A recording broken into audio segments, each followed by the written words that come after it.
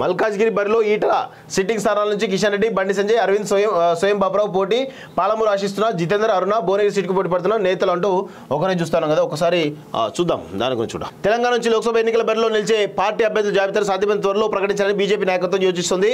ఇప్పటికే పలువురు రాష్ట్ర నేతలు లోక్సభ ఎన్నికల్లో పోటీకి తమ సుముఖత వ్యక్తం చేసినట్లు పార్టీ వర్గాలు తెలిపారు. బీజేపీ రాష్ట్ర అధ్యక్షుడు సికింద్రాబాద్ సిట్టింగ్ ఎంపీ కిషన్ రెడ్డి మరోసారి అదే స్థానం నుంచి బరిలో దిగేందుకు ఆసక్తిగా ఉన్నట్లు సమాచారం. అసెంబ్లీ ఎన్నికల్లో 2 స్థానాల నుంచి పోటీ చేసి ఓటమి పాలైన ఈటెల రాజేందర్ తనకు ఈసారి మల్కాజ్గిరి లోక్సభ నియోజకవర్గం కేటాయించాల్సిందిగా ఢిల్లీ పెద్దలకు చెప్పినట్టు తెలిసింది. మాజీ ఎంపీ జితేందర్ రెడ్డి మహబూబ్నగర్ లోక్సభ సీటును ఆశిస్తుండగా ఇదే సీటు తనకు కావాలని డీకే అరుణ కూడా కోరుతున్నట్టు తెలిసింది.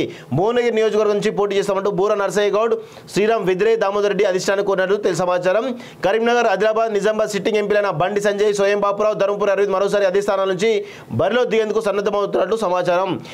ఈసారి కనీసం 10 సీట్లు గెలిచేందుకు లక్ష్యంగా పెట్టుకోవాల్సిందిగా బీజేపీ నాయకత్వం నేతలు కోరినట్లు తెలిసింది. సో మొత్తానికైతే ఇక్కడ కీలకమైన విషయం ఏంటంటే ఈటెల రాజేందర్ మల్కాజ్గిరి ఎంపీగా పోటీ చేస్తే బాగుంటుంది అనేది చాలా వర్గాల నుంచి వస్తున్నటువంటి విన్నతులు వాస్తవంగా. సో ఆయనకు ఆ సీట్ అనేది వాస్తవంగా ఇచ్చే ఆ క్యాపబుల్ క్యాండిడేట్ కాబట్టి ఇవ్వాల్సిందిగా మాలాంటి వాళ్ళని కూడా డిమాండ్ చేస్తూ ఉన్నాం. ఇస్తే బాగుంటుంది. ఇక ఇకపోతే మీ కర్మ మేము ఏం చేయలేము వాస్తవంగా. ఎందుకంటే ఇప్పటికే బీజేపీ గత అసెంబ్లీ ఎన్నికల్లో ఏ విధంగా చితికిలపడో అర్థం చేసుకోవాలి.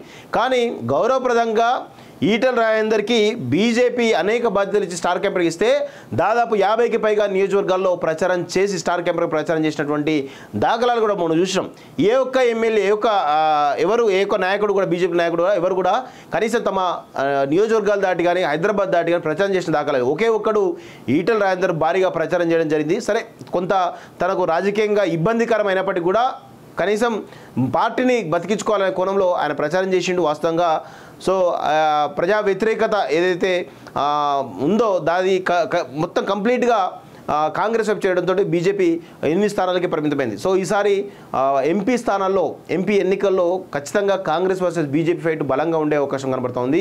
దాదాపు 8 నుంచి 10 సీట్లు గెలిచే స్కోప్ కూడా ఉంది వాస్తవంగా. కానీ ఒకవేళ వీళ్ళు ఏమరపాటుతో ఉండి ఓవర్ కాన్ఫిడెన్స్తో ఉంటే కనుక ఆ సీట్లు కూడా రావు అనేది స్పష్టంగా మేమైతే చెప్తా ఉన్నాం. సో చూద్దాం ఏమవుతుందో.